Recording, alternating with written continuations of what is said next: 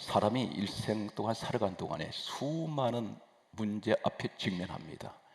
내가 해결하는 문제도 있고 해결되지 않고 불가사의한, 도대체 이 문제가 왜 생겼는지도 모른 채 덮어버리고 넘어가는 그런 문제들이 있습니다. 실패를 합니다. 원인도 모르게 실패하는 경우가 있습니다. 그러나 한 가지 반드시 기억하십시오. 이 세상은 어떤 문제든지 원인 없는 문제는 없습니다. 반드시 이유가 있습니다.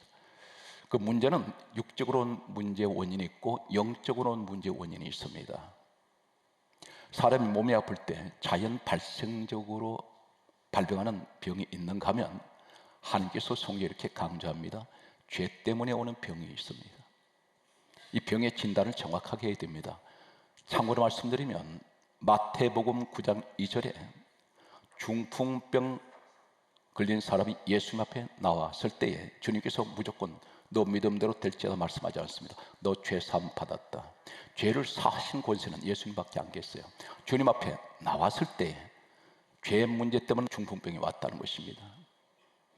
또 한 사람은 38년 동안 투병했는데 원인을 몰랐습니다. 이 사람 100방울의 약을 썼을 것입니다. 가족들마다 다 떠나버렸던 바로 요한복음 5장 14절에 베데스다 38년 된 병자입니다. 이 병자는 38년 동안 투병하고 있습니다. 예수님께서 찾아오셨을 때 내가 낫기를 원하느냐 물으셨을 때 이 병자가 이렇게 말합니다. 나를 못에 넣어줄 사람이 없습니다. 이 날이 명절이었습니다.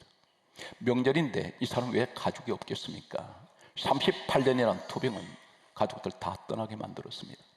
그런데 예수님 만나는 순간 예수님께서 치료하시면서 요한복음 5장 14절에 이렇게 말씀합니다. 내가 나았으니 다시는 죄를 범하지 말라. 죄 때문에 왔다는 것입니다. 오늘 이 자리에 하나님 앞에 나왔는데 도대체 무엇이 문제이길래 왜 이렇게 하는 일마다 되지 않습니까? 그것이 도대체 무엇일까요? 이제 저는 창세기부터 계시록까지 66권을 전부 다 꿰뚫는 한 가지 주제로 가겠습니다. 이 말씀은 다음 주까지 계속되겠습니다. 우리는 바벨탑 사건을 잘 알고 있습니다. 바벨탑 사건은 무슨 동기에서 이 문제가 발생했을까요? 성경 말씀은 이렇게 기록하고 있습니다. 창세기 11장 2절 말씀을 보게 되면 그들이 동방으로 옮기다가 신할 평지를 만나 거기 거류하며, 이 사람들이 동방으로 옮겨가고 있다는 것은 그들이 살고 있던 지역이 있었습니다. 그런데 동방으로 좀 가고 있습니다. 동방이 어딜까요? 이 동방이란 말은 영어 성경 번역되어 있습니다. 다른 거 다 번역되는데 원문을 소개하겠습니다. 구약 성경은 본래 원문이 히브리어입니다. 히브리어 원문에는 케뎀입니다. 케뎀.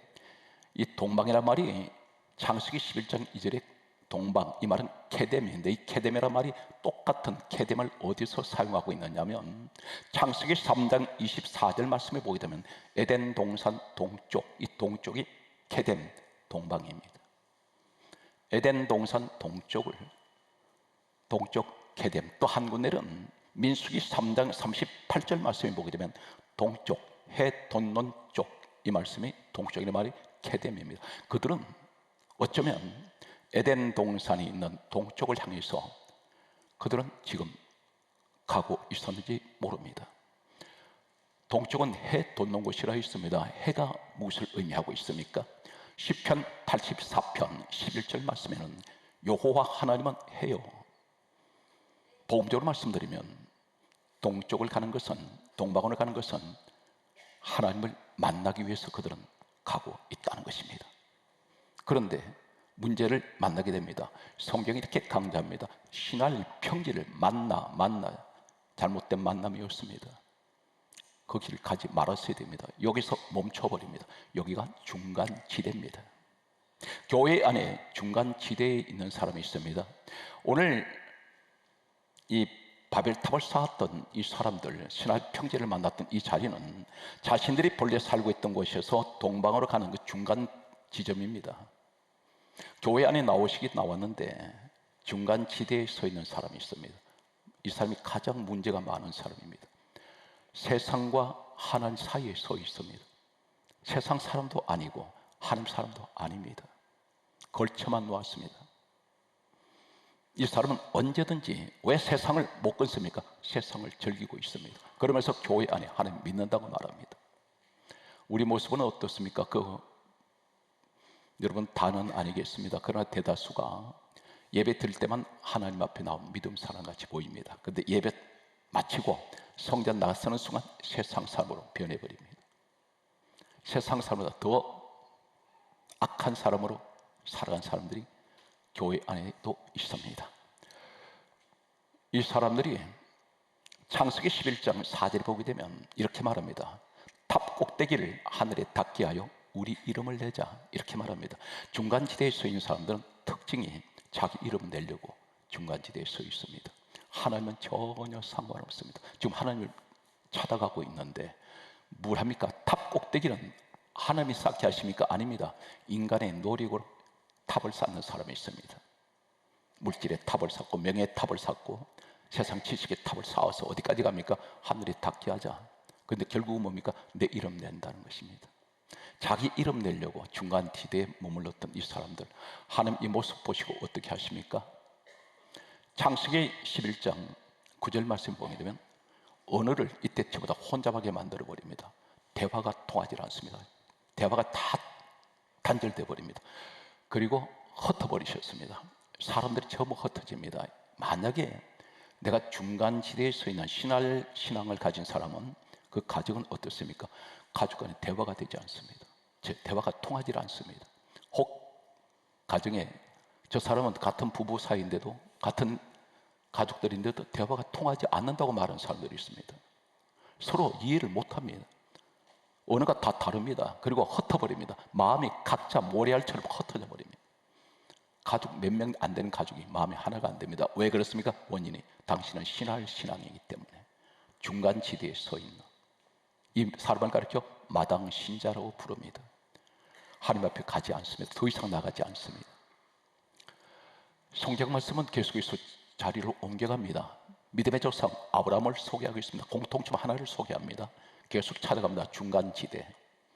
아브라함은 믿음의 조상으로 칭호를 받았는데 이 사람 본래는 형편없는 초신자 때는 많은 과오를 범하게 됩니다. 분별을 못하는 사람이었습니다. 어떤 모습일까요? 사도행전 7장 2절에 구약의 아브라함을 신약에 이렇게 말씀하고 있습니다. 사도행전 7장 2절에 말씀하시기를 다음같이 말씀하고 있습니다. 아브라함이 하란에 있기 전 메소포타미아에 있을 때에 영광의 하나님께서 그에게 나타나셔 보이시면서 사도행전 7장 3절은 이렇게 말씀하고 있습니다. 너 고향 친척을 떠나 너에게 볼 땅으로 가라. 이 말씀은 정확하게 사도행전 7장 2절 3절에 기록됩니다. 그러면서 사도행전 7장 4절에 말씀하시기를 이렇게 말씀합니다. 아브라함이 갈대아 땅을 떠나 하란에 거하다가 그 아버지 데라가 죽음에 너희 지금 있는 이 땅으로 하나님께서 옮겨왔느니라, 이렇게 말씀하고 있습니다. 이게 가나안입니다. 하나님께서 아브라함에 나타나셔서 가나안 땅 어떤 곳이라 했습니까? 그것은 젖과 꿀이 흐르는 땅. 창세기 12장 1절에서 5절 내용 보면 가장 큰 축복을 약속하셨습니다. 너 가나안 땅에 가면 너 자손을 번성케 하며 너는 복의 근원이 될 것이다. 내가 너를 창대할 것이며 너를 저주한 자 내가 저주하고 너를 축복한 자 내가 축복하리라. 그런데 이 사람이 하란에 와서 머물러 버립니다. 하란에서 발목 잡힙니다. 여기 누가 따라갔습니까? 아버지가 죽음에 임한 아버지 데라가 갔습니다. 아버지가 물한 사람이었습니까? 왜 아버지가 가면 안 됩니까? 여호수아 24장 2절을 보면 아브라함의 아버지 데라는 다른 신들을 우상들을 섬겼다고 기록합니다. 우상을 섬기는 이 하란 땅은 우상의 본거지입니다. 지금 여기에 가나안과 아브라함이 살던 갈대아 우루, 그 중간지대가 어디입니까? 하란이었습니다. 이곳에 와서 발목 잡혀버립니다. 무엇 때문에? 우상 때문에. 아버지가 죽었을 때 하나님이 기다렸다는 듯이 바로 가나안 땅으로 옮겨 주셨습니다. 우리 성도들한테 하나님 계속 아브라함처럼 말씀을 계속 주십니다. 약속입니다. 너 잘 되고 잘 되고 잘 될 것이다. 너 축복이라고 계속 하나님을 만나면 다 축복입니다. 그런데 축복의 말씀은 계속 오는데 이것이 현실로 나타나지를 않아요. 왜 그런지 아십니까? 당신이 하란에 있기 때문에. 가나안이 보이질 않습니다. 약속은 계속 와 있는데 지금 우리에게 말씀 주셨습니다. 어떤 분들은 말합니다. 왜 이렇게 안 되는가? 당신이 하란 신앙이니까. 거기 발목 잡혀 중간지대에 서 있지 않습니까? 갈대아우로 아브라함의 고향에서 떠났는데 하란에서 멈춰버립니다. 동방으로 가던 바벨탑 사왔던 사람들 신할 땅에 멈춰버립니다. 여기서 떠나가질 않아요. 우리 성도들 가운데 보면 이렇습니다. 적당하게 믿어라. 그 적당히 가장 무섭습니다. 물을 얘기하면 뜨거운 물과 찬물인데 가장 벌레가 많이 생기는 물이 미지근한 물입니다. 이것이 중간지대란 말입니다. 모기가 어디서 생깁니까? 전부 다 전염병에 벌레가 생기는 게 미지근한 물에서 생기고 있습니다. 개구리가 알을 낳을 때 뜨거운 물이 안 났습니다. 미지근한 물에 났습니다. 미지근한 신앙, 적당주의. 저는 많은 각 분야에 성공하는 사업가들, 정치가들, 역사적인 인물들을 연구를 하게 됩니다. 그런데 그 가운데 공통점이 하나 있어요. 이분들은 한 가지 어떤 분야이든 성공한 한 가지 공통점이 뭐냐면 이분들은 한 가지 목표가 정해지면 어떤 악조건 속에서 난관 속에서 적극적이고 열정적인 목표의식이 있다는 것입니다. 미지근한 신앙, 적당주의, 기업에 쓰지 않습니다. 기업주들을 만나서 대화하다 보면 능력이 있든 없든 한 가지 이 사람의 열정이 어느 정도 열정이 있는지 그리고 이 사람 목표의식이 어느 정도 강한지 그걸 본다는 것입니다. 이 시대는 세 부류의 사람이 있습니다. 반드시 어느 분야든 꼭 있어야 할 사람이 있습니다. 기업에도 마찬가지입니다. 하는 나라 마찬가지입니다. 두 번째, 없어도 되고 있어도 될 사람이 있습니다. 세 번째, 아예 없어야 될 사람이 있습니다. 모든 기업, 사회 구조는 어떤 사람을 원합니까? 반드시 있어야 될 사람을 찾고 있습니다. 하나님께서 마찬가지입니다. 중간지대에 서는 사람 하나님께서 쓰지 않습니다. 왜 문제가 자꾸 생깁니까? 강조했습니다. 말씀은 계속 주어지는데 이 말씀이 내게 전부 다 꿈 같은 이야기입니다. 손에 잡히질 않습니다. 현실은 보이질 않습니다. 그 축복이. 그런데 알고 봤더니 아브라함처럼 하란에서 머물러 버렸더니 여기서 더 이상은 가나안이라는 약속은 왔는데 그것이 보이질 않아요. 그런데 우상 섬겼던 상징적인 인물 데라가 죽었을 때 바로 하나님이 기다렸다는 듯이 가나안으로 옮겨버립니다. 대단히 중요한 말씀을 소개하겠습니다. 계속 아브라함 이야기를 추적합니다. 이 사람 성장 과정을 소개합니다. 성장 말씀을 보게 되면 이 아브라함은 하나님께서 가나안 땅으로 옮기셨을 때 창세기 12장 8절 말씀을 보게 되면 가나안 땅에 들어갔습니다. 그런데 들어갔는데 창세기 12장 8절 내용에 이렇게 기록됩니다. 성경은 누가 기록했습니까? 디모데후서 3장 16절에는 모든 성경은 하나님이 감동으로 기록이 되었습니다. 하나님께서 기록하게 하신 말씀이 성경 말씀입니다.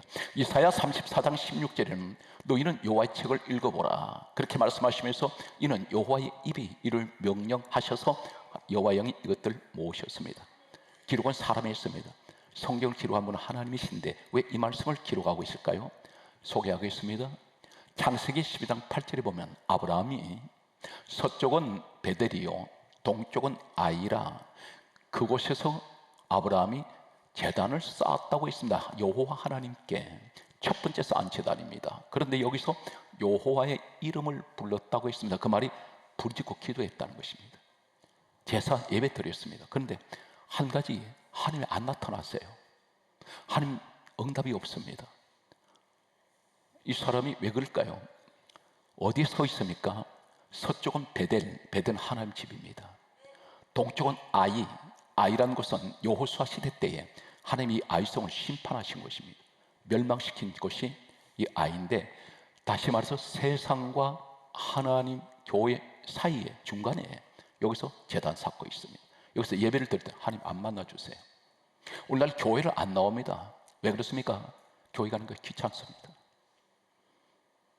몸도 가꿔야 되고 교회 한번 나왔다 가는 것이 시간도 많이 소비되고 그래서 안 나오는 분들이 계십니다. 과연 이 아브라함은 이때 도대체 어떻게 하는 것이 하나님께 예배를 제대로 드리는지 몰랐습니다. 그런데 성경은 예배라는 것은 영적인 겁니다. 여기서 출발되는 내용이 어떤 내용인지 이제 아브라함의 심각한 상태를 우리가 한번 살펴봅니다. 그 상황이 어떤 상황일까요? 창세기 12장 8절에 베델, 서쪽은 베델이요 동쪽은 아이라, 그곳에서 여호와께 아브라함이 제단 쌓았고 여호와 이름을 부르더니 9절 말씀 바로 이어서 따라하십시오. 점점 남방으로 옮겨갔더라. 이 남방이란 말이 히브리 오면 네게브, 이 말이 무슨 말입니까? 중동에 지금 가면 이 성경 배경이 된 네게브가 있습니다. 이곳은 이 이스라엘 땅은 남쪽으로 내려갈수록 개미 한 마리 살지 않는 지옥 같은 사막입니다. 네게브, 남방으로 옮겨갔단 말은 중간 지대에서 예배드리고 하나님 이름 불렀더니 이 사람은 점점 어디로 갑니까? 망하는 쪽으로 점점 옮겨가고 있더라는 것입니다. 계속해서 죽는 자리로 가고 있습니다. 계속해서 무너지는 자리로 가고 있습니다. 그것은 사람이 살지 않는 곳입니다. 결국은 어떻게 됩니까? 10절 말씀 보게 되면 기근이 와버립니다. 기근은 먹을 것이 없습니다. 그리고 이 사람은 어떻게 합니까? 애굽으로 내려갔더라. 하나님께서 가나안 주셨는데 이 사람이 예배를 중간 지대 예배를 드리다니 이 사람은 결국은 애굽으로 세상으로 가버립니다. 여기서 이 영적인 문제는 어디서 출발되냐면 바로 창세기 12장 8절에서 출발된다는 사실을 기억하십시오. 어디에서? 제사 문제 때문에 중간 지대에서 예배를 드렸더니 오늘 이 말씀을 우리가 그냥 흘러버릴 게 아니라 반드시 기억해 주시기 바랍니다. 놀라운 일이 생깁니다. 이때 사라 나이, 아브람 부인 나이 65세입니다. 아브람 75세입니다. 자식이 없습니다. 이때까지. 그런데 창세기 10장 8절에서 예배 문제로 시작되더니 점점 남방으로 지옥의 삼복으로 내려가더니 10절에 애굽으로 가버립니다. 먹을 것이 없습니다. 그런데 아브라함이 충격적인 행동을 합니다. 13절 말씀에 창세기 12장 13절에 이렇게 말씀합니다. 그 사라 부인에게 하는 말이 그대는 나의 누이라 하라. 그대로 말미암아 내가 안전하고 내 목숨이 그대로 말미암아 보존되리라. 이 말씀이 무슨 말인지 아십니까? 애굽에 갔더니 남자들이 사라를 탐을 내고 있습니다. 위기감을 느낀 이 남편이 평생을 65년이 될 때까지 남편만 바라보고 그 낯선 땅 가나안 땅에 따라왔고 애굽까지 왔는데 지쳐서 쓰러질 것 같은 물 한 방울 나오지 않는 이곳에서 세수 한번 제대로 한 적이 없을 텐데 이 여인이 충격을 받습니다. 이 말이 무슨 말이냐면 나는 살아야 되겠고 당신 희생해라. 다른 남자가 많이 끌고 가면 따라가. 아니라고 말하지 말라 그럽니다. 부부관계에 위기가 찾아왔습니다. 이것은 무슨 문제입니까? 영적 문제라는 것입니다. 제사 문제에서 시작됩니다. 하나님 만나지 못한 예배. 결국 이 사람은 다른 남자가 와서 창세기 12장 15절을 보면 애굽 남자들이 사라를 끌고 갑니다. 그런데 아브라함이 단 한마디도 성경에는 어떤 말 한마디도 하지 않습니다. 마치 남의 일처럼 구경꾼 자리에 서 있습니다. 그런데 여기에서 16절을 보게 되면 재물을 줄 때 그것을 받았습니다. 다시 말해서 부인을 주고 값을 받았다는 것과 똑같습니다. 기가 막힌 상황입니다. 부부관계 위기가 찾아오는데 가정의 혹 영적인 문제는 어떤 문제입니까? 내가 적당주의 신앙, 하나님께 가까이 가지 않습니다. 중간지대에 늘 머물러 있습니다. 더 나가지도 않습니다. 예배 한번 드리는 걸로 끝나버립니다. 하나님 앞에 감동이 하나도 없습니다. 이 예배가 형식적인 예배로 계속 치우치면 결국은 부부관계 아브라함 모습을 보면 영적인 문제에서 시작해서 부부관계 위기가 찾아옵니다. 하나님께서 이 사라를 찾아주셨습니다. 그런데 아브라함이 또 어디로 가는지 아십니까? 이때까지 아브라함의 상황을 보면 창세기 13장 3절에 보게 되면 이렇게 기록됩니다. 아브라함이 왔던 곳에 다시 돌아가는데 이렇게 말씀합니다. 베델과 아이 사이라고. 거기에 또 처음 쌓은 제단이 있는 곳에 와서 거기서 또 제단 샀습니다. 여기서 또 여호와 이름을 또 부릅니다. 베델과 아이 사이에 또 그곳에 또 예배드립니다. 그런데 또 문제가 찾아옵니다. 창세기 13장 7절에 보면 유일하게 남아있는 조카 롯과 싸움이 일어납니다. 집안 싸움이 일어납니다. 다투기 시작합니다. 원을 보았더니 멱살을 잡고 주먹 따짐을 할 만큼 가족 간의 싸움이다. 왜 이렇게 가정 불화가 자꾸 일어납니까? 예배가 온전하지 않고 하나님과 일정한 거리를 두고 하나님 가까이 가지 않습니다. 한마디로 말씀드렸습니다. 하나님 가까이 가야 죄 문제 때문에 왔던 병자들은 치료되지 않습니까? 그런데 일정한 거리를 두고 있어요. 이 말이 무슨 얘기인지 아십니까? 에베소서 1장 23절에 교회는 주님 몸입니다. 교회와 거리가 있어요. 한 번도 교회에 내 발로 와서 눈물을 흘리며 기도해 본 적이 기억이 나지 않습니다. 예배를 드릴 때 감격과 감동 속에 하나님 앞에 구원의 은혜를 감사해 본 적이 별로 없는 것 같습니다. 성경 말씀은 꼭 기억하세요. 사도행전 14장 9절에 구원받을 만한 믿음이 있어야 됩니다. 그런데 구원받을 만한 믿음이 다 있는 건 아니라는 것입니다. 성경 말씀을 소개합니다. 이제 야곱이라는 사람을 찾아가겠습니다. 야곱은 하나님께서 환난 가운데 베델에 왔을 때 하나님께서 이렇게 말씀하셨습니다. 창세기 28장 15절에 하신 말씀이 야곱에게 너는 이 땅으로 돌아오게 할지라 이렇게 말씀하셨습니다. 그때 야곱이 창세기 28장 22절에 하나님 앞에 소원 기도를 했습니다.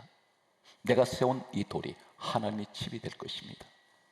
이곳에 제가 반드시 돌아오겠다고 했습니다. 베델입니다. 그런데 하나님께서 이렇게 말씀합니다. 20년이 지나서 하란 땅에서 야곱이 있을 때 하나님께서 나타나셨습니다. 이렇게 말씀합니다.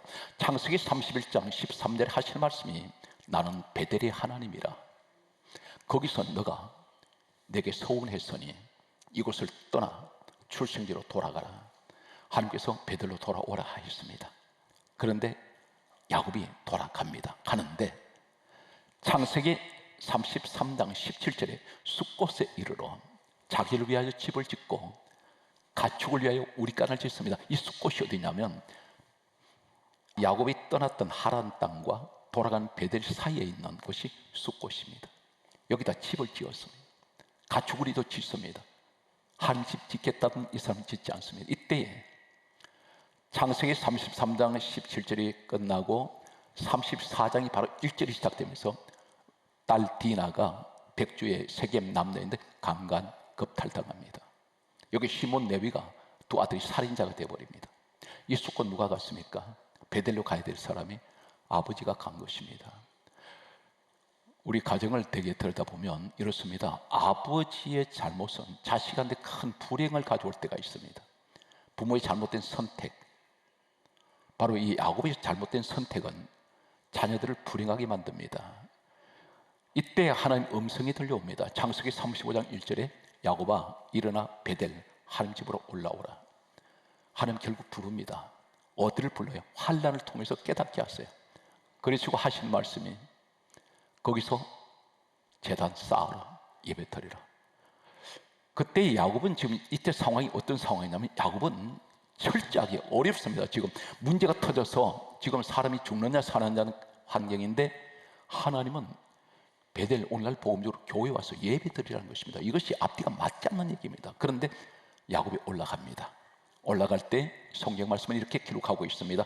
창세기 35장 5절에 여호와 하나님께서 사면 고울을 크게 두려워하게 하신 거로 야곱 아들들을 추격하는 자가 없더라. 하나님 다 막으세요. 사랑하는 성도 여러분, 중간지대에 서 있는 지금까지 신앙생활을 버려버리고 하나님 가까이 하십시오. 그것은 곧 교회에 가까이 해서 늘 예배가 회복되시기 바랍니다. 그럼 하나님께서 내가 막지 못하는 문제 다 막아주십니다. 예배 성공자가 되시기를 간절하게 소망합니다. 계시록 3장 15절 16절을 소개합니다. 주님이 이렇게 말씀합니다. 내가 너 행위를 아노니 너는 차지도 아니하고 뜨겁지도 아니하도다. 그러면서 16절 하신 말씀이 내가 이같이 미지근하니 내 입에서 토하여 버린다 했습니다. 미지근한 신앙. 사랑하는 성도 여러분, 무슨 일인지 적극적이 되십시오. 열정적인 프로정신을 가지셔야 됩니다. 전문가가 되셔야 됩니다. 하나님 안에도 믿음 생활의 전문가가 되세요. 저는 아침에 또 이렇게 하나님 옆에 고백했습니다. 이제 떠날 날이 하루도 다가왔습니다. 하나님, 매일같이 저는 오늘이 마지막이라는 심정으로 살아가고 있습니다. 그런데 돈벌레처럼 돈에 미쳐 살아가는 사람이 있습니다. 결국 그 돈 두고 갈 것입니다. 하나님 앞에 모든 걸 다 드릴 수 있는 이런 헌신적인 모습은 우리 교회가 돈이 있어서 130세기를 짓지 않았습니다. 천문학적입니다. 교회에 쓸 돈 없습니다. 그렇다고 성도들한테 헌금 내라고 저는 절대 강요하지 않습니다. 그런데 하나님이 하셨어요. 이것이 뭡니까? 우리 성도들이 헌신적인 그 헌신은 교회를 하나님께서 세워서 한계 교회를 더 세워서 영광을 받으시려고 수많은 영혼들이 세워진 교회를 통해 돌아오고 있습니다. 무엇인가 한국교회 모범이 되고 모델이 되어야 되는데 어떻게 하면 하나님 기쁘시게 해드릴까요? 늘 기도는 그 기도밖에 없습니다. 여러분, 그 기도가 여러분 기도가 되시길 바랍니다. 성경 말씀은 이렇게 기록합니다. 계시록 11장 1절에 하나님 이렇게 말씀합니다. 성전과 제단과 그 안에 경배하는 자들을 청량하라. 이거 지키겠다는 겁니다. 성전과 제단과 그 안에 경배 예배 드린 사람. 2절 말씀에 요한계시록 11장 2절은 이렇게 말씀합니다. 성전 바깥 마당 신자는 청량하지 말고 그냥 두라. 이방인에게 내줬다 했습니다. 이 사람들은 구원받지 못합니다. 마당 신자. 말씀의 결론이 되겠습니다. 크게 따라서요. 시편 73편 28절 크게 따라합니다. 하나님께 가까이 함이 너에게 복이라. 하나님 가까이 하는 것이 복입니다. 야고보서 4장 8절은 하나님을 가까이 하라. 그리하면 너희를 가까이 하시리라. 사랑하는 성도들은 하나님과 거리를 두지 마세요. 주님을 가장 가까이 하십시오. 이것이 세상에서 가장 귀한 복 중의 복입니다. 오늘 또 하나님의 크신 은총이 여러분과 함께 하시기를 주의 성도로 축복합니다.